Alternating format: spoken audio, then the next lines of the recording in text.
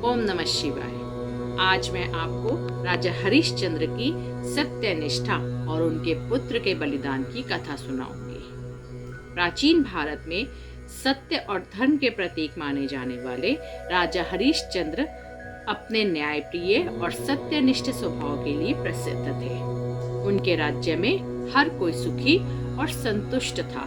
एक दिन ऋषि विश्वामित्र ने उनकी सत्यनिष्ठा की परीक्षा लेने का निर्णय किया।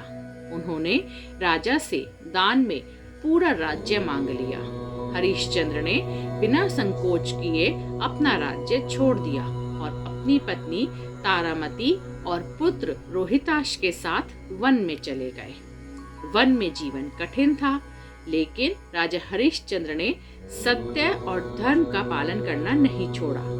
जीविका चलाने के लिए उन्होंने काशी में एक शमशान घाट के चौकीदार का काम स्वीकार कर लिया। इस दौरान उनकी पत्नी और पुत्र को भी कठिन परिश्रमों का सामना करना पड़ा। एक दिन उनका पुत्र एक सर्पदंश से चल बसा। तारामती उसे शमशान ले आई, लेकिन हरिश्चंद्र ने शुल्क मांगा।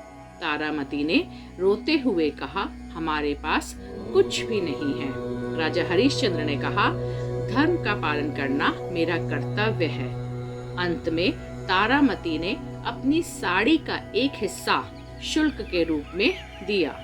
हरिश्चंद्र की सत्यनिष्ठा देखकर देवताओं ने प्रसन्न होकर उनकी परीक्षा समाप्त की और उन्हें उनका राज्य, परिवार और उनका सम्मान वापस कर दिया।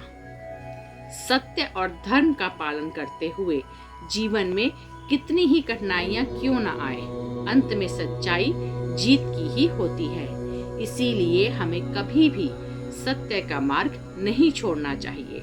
सदैव सत्य, धर्म और कर्तव्य का जीवन में पालन करना चाहिए। ओम नमः शिवाय।